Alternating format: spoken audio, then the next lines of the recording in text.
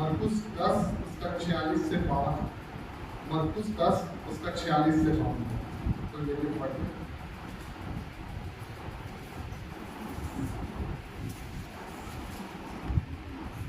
और यीशु नासरी है, पुकार पुकार कर कहने लगा, हे दाऊद की संतान, यीशु मुझ पर दया कर।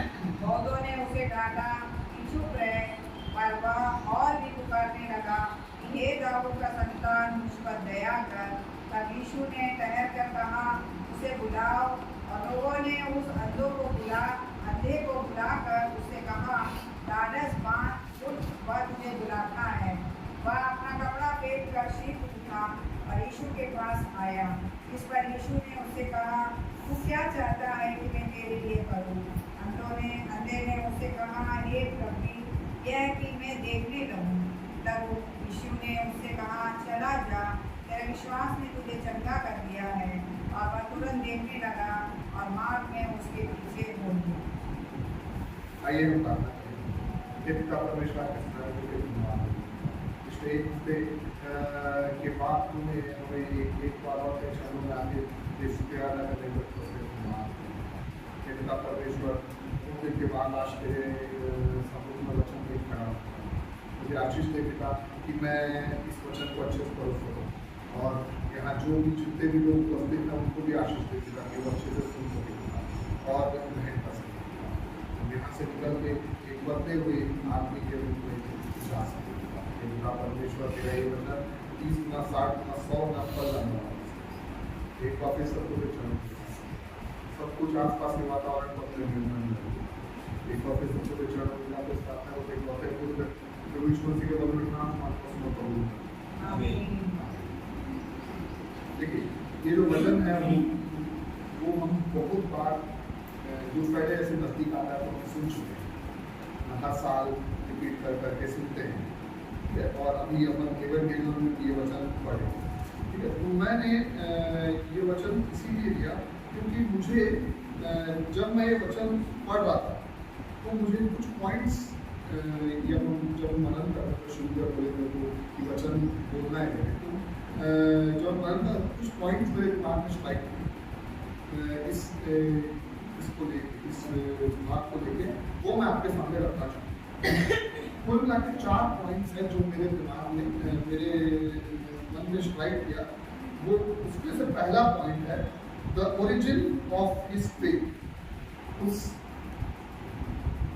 बर्तिमाई के फेथ, विश्वास की शुरुआत, ओरिजिन ऑफ हिज फेथ।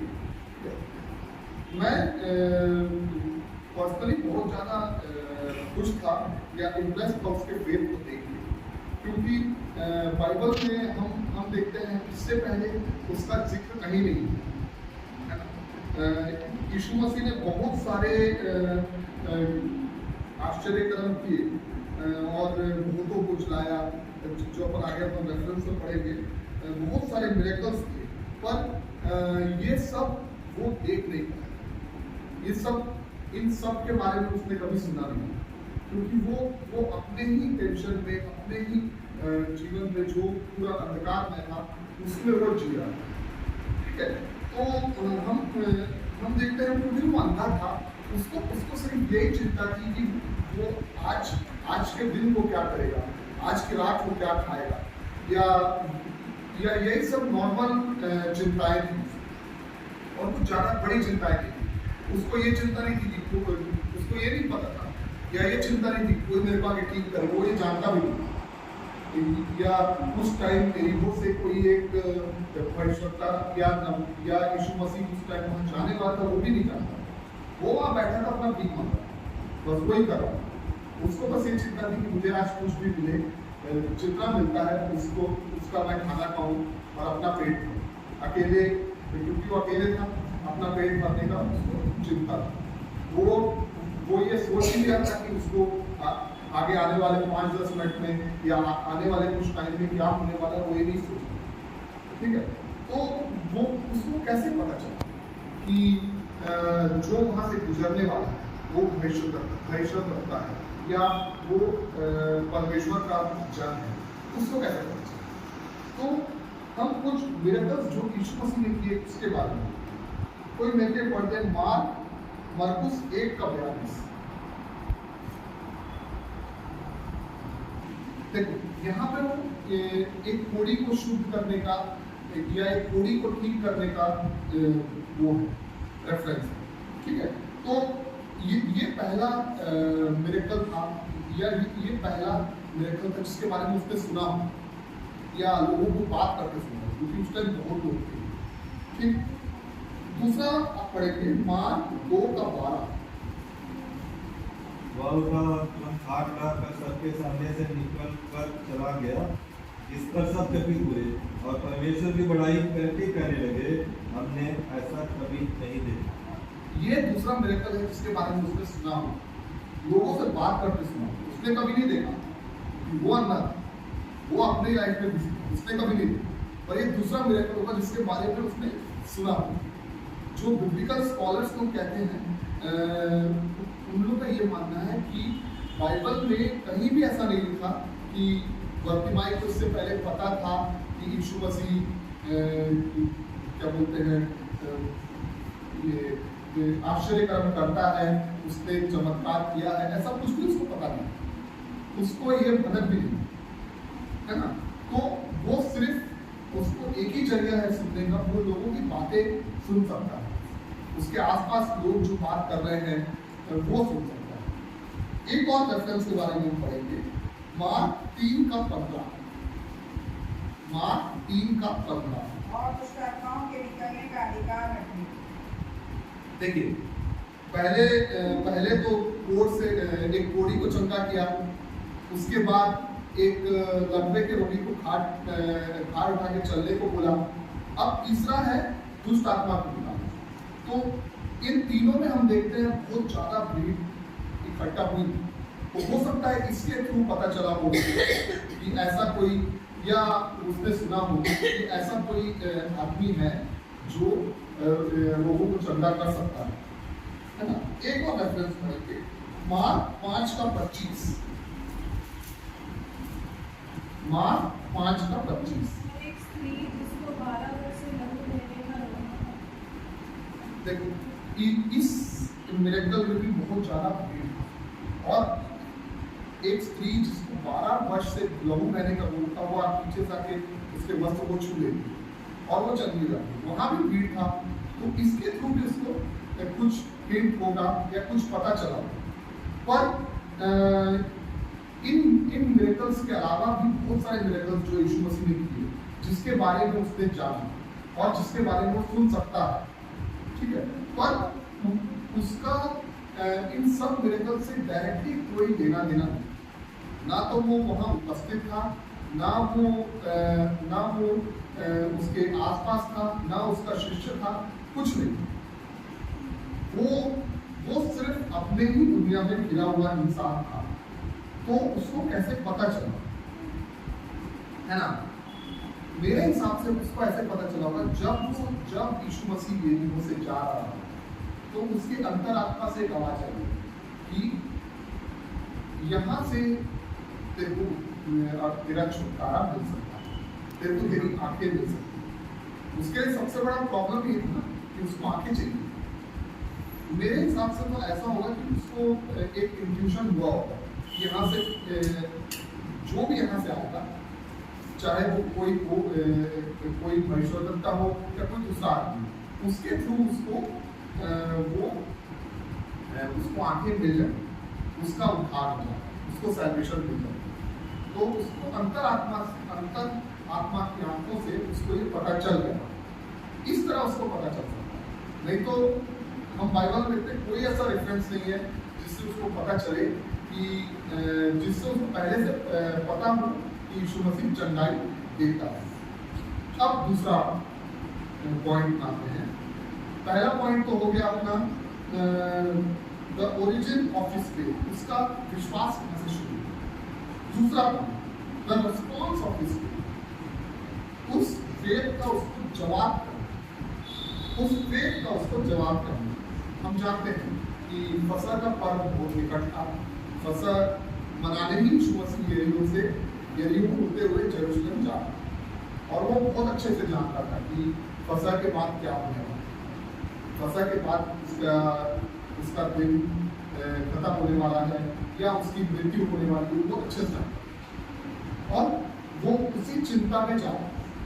हम यहाँ देखते हैं, यहाँ कहीं ऐसा नहीं लिखा कि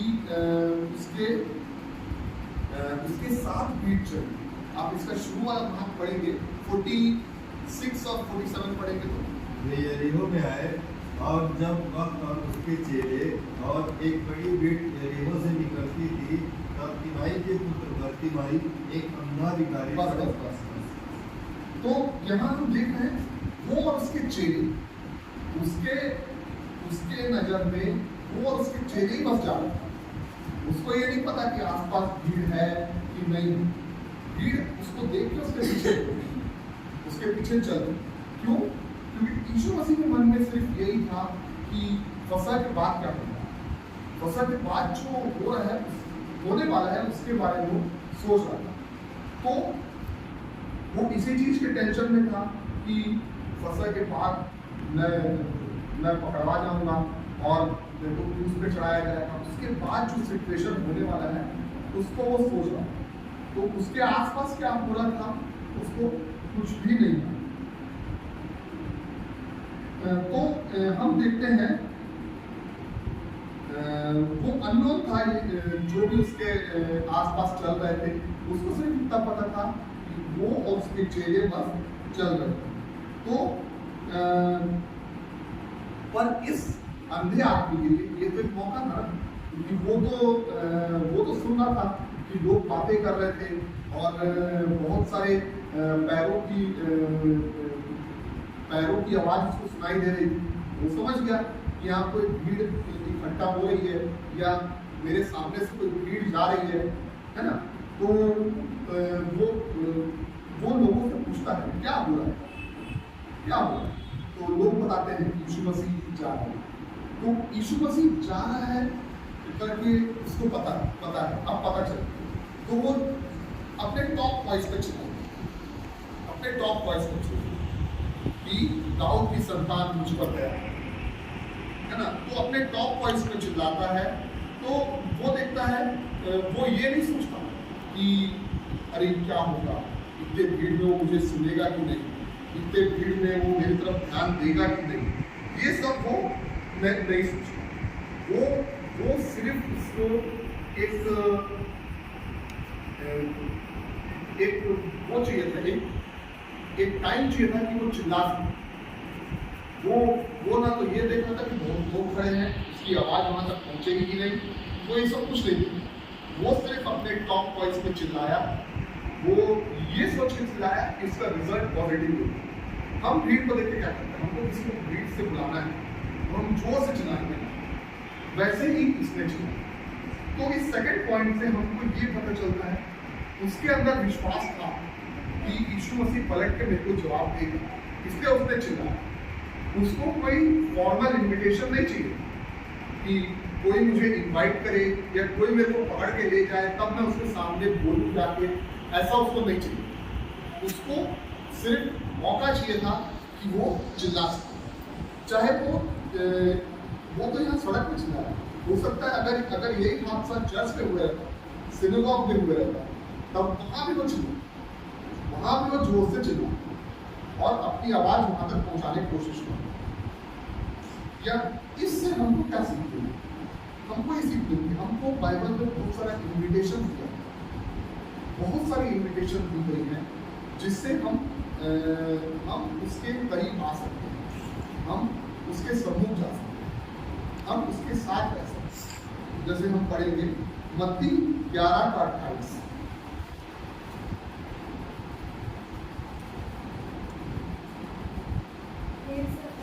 करने वालों और बहुत से दबे लोगों, मेरे पास आओ, मैं तुम्हें विश्राम दूंगा।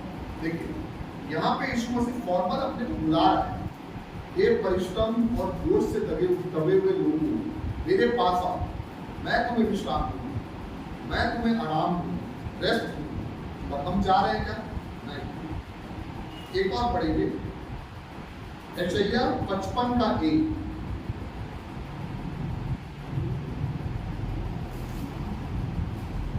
आओ सब प्यासे लोगों, पानी के पास आओ, और जिनके पास रुपया न हो तुम भी आकर मोल लो और खाओ।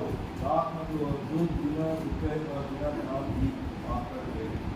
देखो यहाँ पे वो बुला रहा है, हम प्यासे हैं, हम वचन के प्यासे हैं, हम उसके प्यासे हैं, वो हमको इन्विटेशन दे रहे हैं, मेरे पास आओ। हमें एक कहावत है ना, प्यासा कुएं के पास आता है, कुआं प्यासे के पास नहीं जाता, प्यासे हम, कुआं यीशु मसीह, तो हमको यीशु मसीह के पास जाना है। यीशु मसीह हमारे पास नहीं आया, वो तो हमको इनवाइट कर रहा है, तो हमारा ये फर्ज बनता है कि हम उसके पास जाएं ताकि हम बचाएं। एक और पढ़ेंगे जॉन 7:37।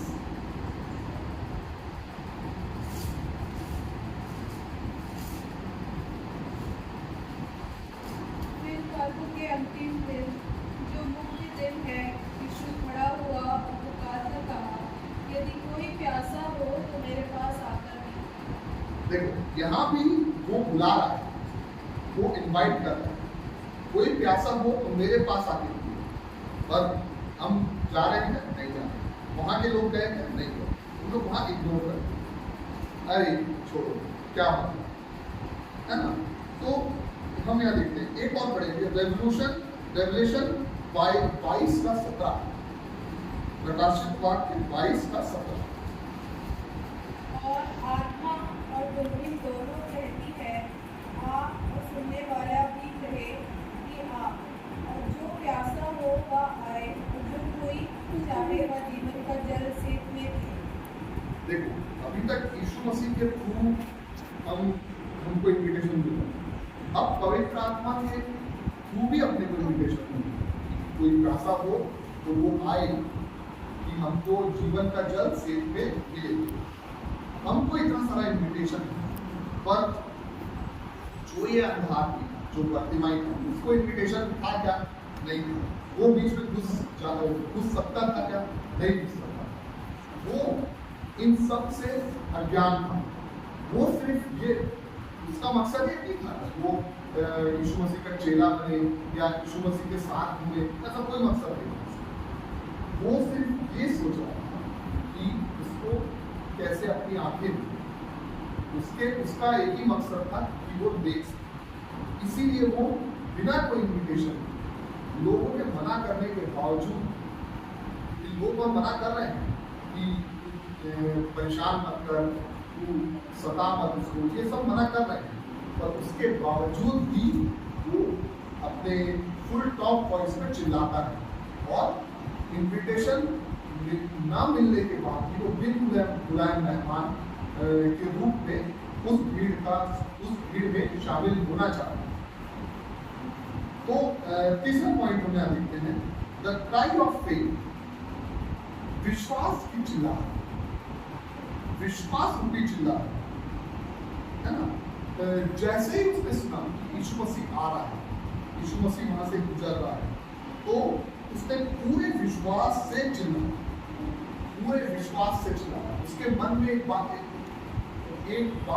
ये बात आई होगी कि जब उसने सुना होगा यीशु नासरी जा रहा है, क्योंकि यमुना में किसी वचन में लिखा रहता है कि कोई बोलता है, ये बोलता है, क्या नसरेत से भी अच्छी वस्तुएं निकल सकती हैं?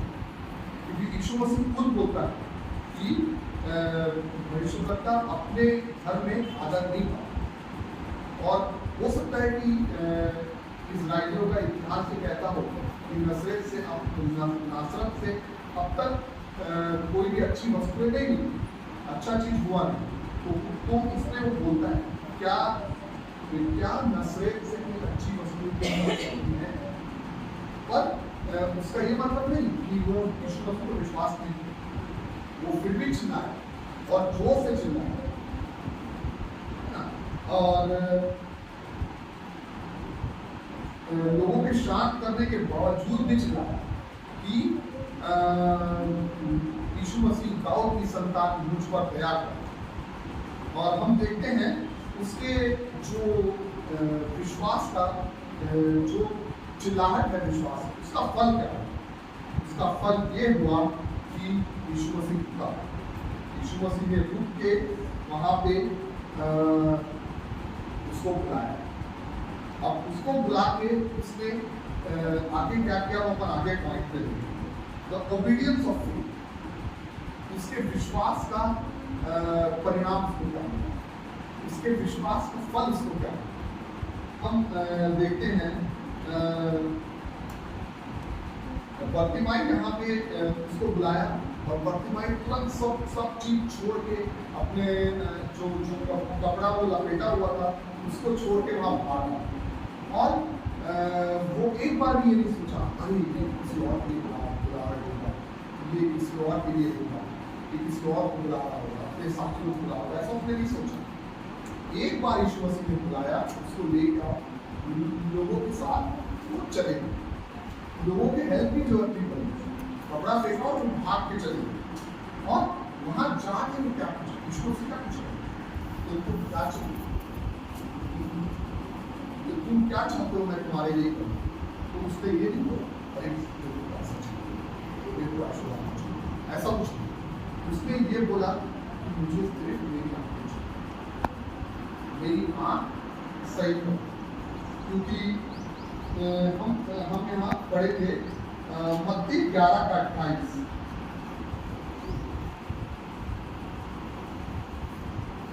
ये सब परिश्रम करने वालों और बहुत से लगे लोग मेरे पास आओ, मैं तुम्हें विश्राम। यहाँ पे जो लोगों के लिए कहा गया उसके वो चीज बर्तिमाई ने पूरा करके बताया। वो बोझ से दबा हुआ था, परिश्रम करता था, भीख मांगना उसका काम, पर सबसे बड़ा चीज का वो बोझ से दबा हुआ। और बोझ से दबा हुआ होने के बाद यीशु मसीह के एक बुलाहट से वो वहां चला और यीशु मसीह ने उससे पूछा तुमने क्या चाहिए। तो उसने कहा कि मेरी आंखें मुझे बढ़ा या मेरी आंख खोल दो। तो यीशु मसीह ने बोला कि तेरा विश्वास ने तुझे चंगा कर दिया। तो हम यहाँ देखते हैं एक भिखारी, एक भीख मांग रहा जिसने यीशु मसीह के बारे में कभी कुछ नहीं सुना, वो विश्वास में आया। कैसे आया? सिर्फ इंटर अपनी आत्मिक आत्मा से, आत्मिक आत्मा की आवाज से विश्वास किया। तो ये वचन खत्म करने से पहले मैं आपसे एक ही बात पूछना चाहता हूँ कि क्या हम आत्मिक रूप से देख सकते हैं? क्या हम आत्मिक रूप से यीशु मसीह को महसूस कर सकते हैं? क्या हमने कभी यीशु मसीह की बुलाहट को अंदर से सुना है? क्योंकि हम देखते हैं कि यीशु मसीह बोलता है मैं द्वार पे खटखटा रहा हूँ, तुम द्वार खोलोगे तो मैं अंदर आके तुम्हारे साथ भोजन करूँ। क्या हम उस खटखटाहट को सुनना चाहते हैं? क्या हम उस खटखटाहट को सुन रहे हैं कि हम उस दरवाजा खोले और वो हमारे साथ आके भोजन करें? मैं खत्म करने से पहले आपके सामने एक ही सवाल छोड़ के जाना चाहूँगा। क्या हम उसके साथ इतना इन्विटेशन होने के बाद भी उसके साथ रहना चाहते हैं? या फिर क्या हम इस अंधे भिखारी के समान बनना चाहेंगे? क्या फिर फरीसियों के समान बनना चाहेंगे जो सब कुछ जानने के बाद भी, जिनके पास पूरी पुस्तकें होने के बाद भी वो विश्वास करेंगे? और इस आदमी के पास कोई पुस्तकें नहीं, सिर्फ कहीं सुनी बातों पर उसने विश्वास किया और विश्वास किया और इतना बड़ा उद्धार। कहीं हमारे साथ ये तो नहीं हो रहा कि हम सुन रहे हैं, हम सारी बातें सुन रहे हैं, पर हम उद्धार नहीं पाए। उद्धार हमारे करीब है पर हम उससे हमें क्या चाहिए? हमें उद्धार चाहिए या जो नॉर्मल लाइफ चल रहा है वो चाहिए? वो डिसाइड करना आइए। पिता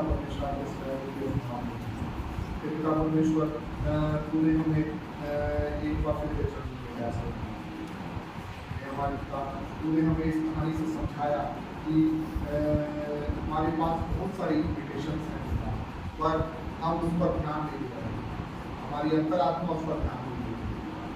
परमेश्वर तो हमारी अंतरात्मा की आंखों को खोल देना ताकि हम ध्यान दे सके और उसके मनन कर सके और तेरे समझ ला सके।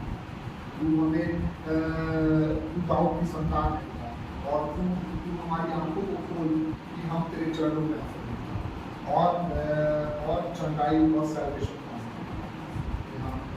यहाँ उपस्थित सभी लोगों के प्रार्थना करते हैं, सबको शक्ति बल देना कि वो तेरा पुनरुत्थान खा सकें। एक बार फिर सबको दे चरणों में स्टार्टर होते गए तो विष्णु जी के मतलब में आसमान को